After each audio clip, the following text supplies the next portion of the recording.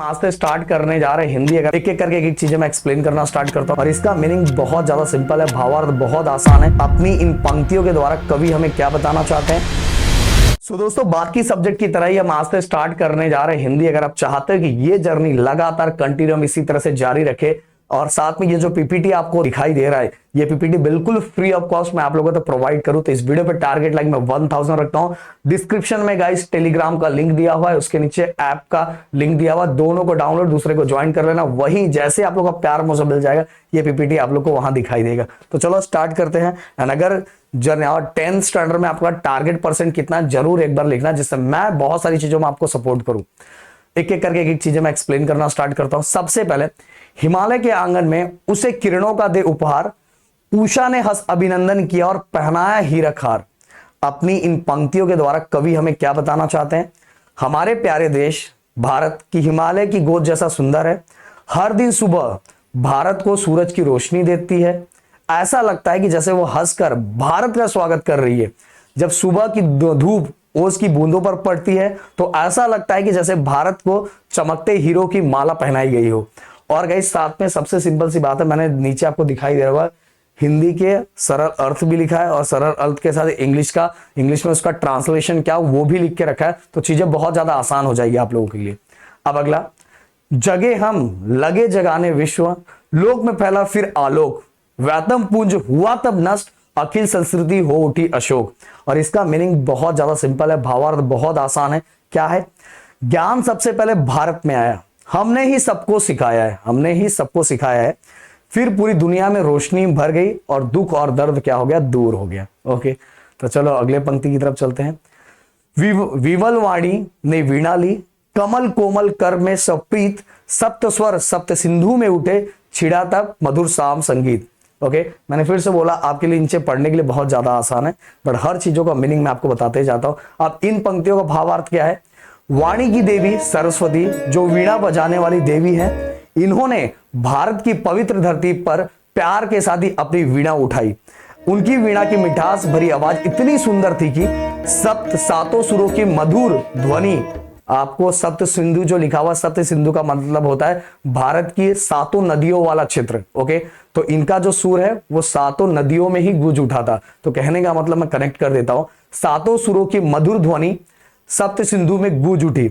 इसी के साथ ही मधुर संगीत की शुरुआत हुई और इसी भारत देश में संगीत का पहला वेद सामवेद लिखा गया। ओके, अब चलते अगले पंक्तियों की तरफ। विजय केवल लोहे की नहीं, धर्म की रही धरा पर धूम, भिक्षु होकर रहते सम्राट, दया दिखलाते घर घर घूम। यह भी बहुत अच्छा है, बहुत सिंपल सा इसका मीनिंग है। कवि इन पंक्तियों के द्वारा क्या बताना चाहते हैं। भारत के लोगों ने कभी तलवार या हथियार से दूसरे देशों को नहीं जीता। यहाँ के लोगों में धर्म और सदाचार की भावना हमेशा से रही। भारत में गौतम बुद्ध और महावीर जैसे महान लोग हुए, जिन्होंने राजा जैसे जीवन छोड़कर एक साधारण से भिक्षु का जीवन अपनाया। वे घर घर जाकर लोगों को दुखों से मुक्ति दिलाने और धर्म का संदेश फैलाने का क्या करते थे, काम करते थे। ओके, कितना सिंपल तरीके से चीजों को मैंने आपके सामने रखा है। अब चलते हैं आगे, आगे। यौवन को दिया दया का दान, चीन को मिली धर्म की दृष्टि, मिला था स्वर्ण भूमि को रत्न, सील को सिंहाल को भी सृष्टि। क्या मतलब है? बहुत सिंपल सा मतलब है। और गाइज, अगर आप देखोगे दोनों चीजें मैंने कनेक्ट की है जिससे आपको समझने के लिए, क्योंकि आपको भावार्थ ही समझना है, तो भावार्थ समझने के लिए आपके ज्यादा आसान हो जाएगा। क्या मतलब है? हमने मोहम्मद गौरी को युद्ध में हराया, फिर भी उसे दया करके माफ कर दिया। हमारे भारत देश ने चीन को भी धर्म का रास्ता दिखाया। जो आज चीन इतना ऊपर उड़ता है ना, उसको भी हमने ही सिखाया था। भारत के महान सम्राट अशोक ने अपने बेटे महेंद्र और बेटी संघमित्रा को बौद्ध धर्म का प्रचार करने के लिए चीन, जावा और श्रीलंका भेजा। इन देशों के लोगों को भारत से पंचशील के सिद्धांत मिले। ओके, इसलिए भारत इतना ज्यादा महान है दोस्तों। आगे, किसी को हमने छीना नहीं, प्रकृति का रहा पालना यही, हमारी जन्मभूमि थी यही, कहीं से हम आए थे नहीं। कभी अपनी पंक्तियों के द्वारा हमें क्या बताना चाहते हैं। भारत के लोगों ने कभी किसी का राज्य या संपत्ति छीनने की कोशिश नहीं की। भाई, अपने पास इतना ही था, क्यों हम किसी का छीनेंगे।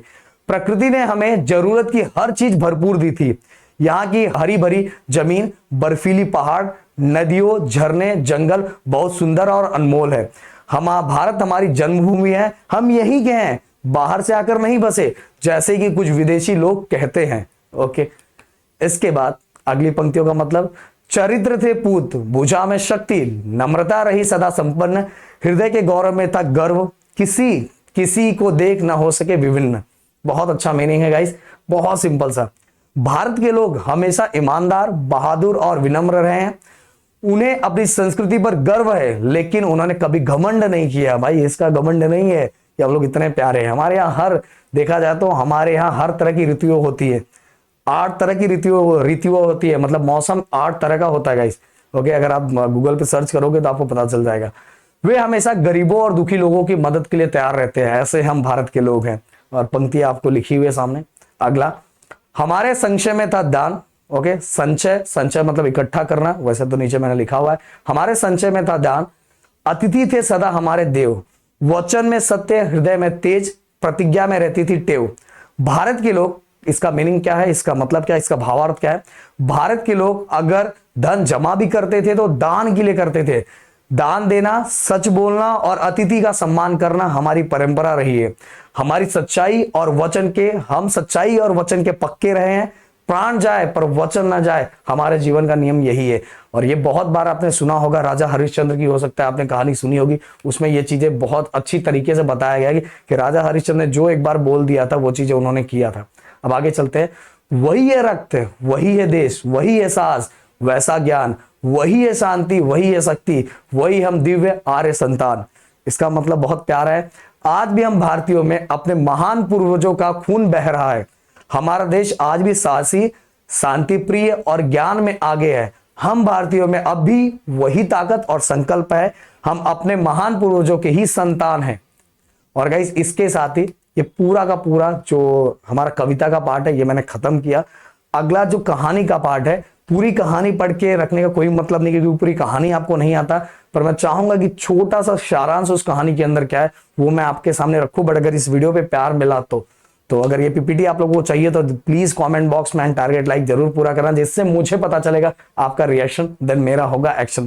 Thank you so much guys. जय हिंद एंड जय महाराष्ट्र।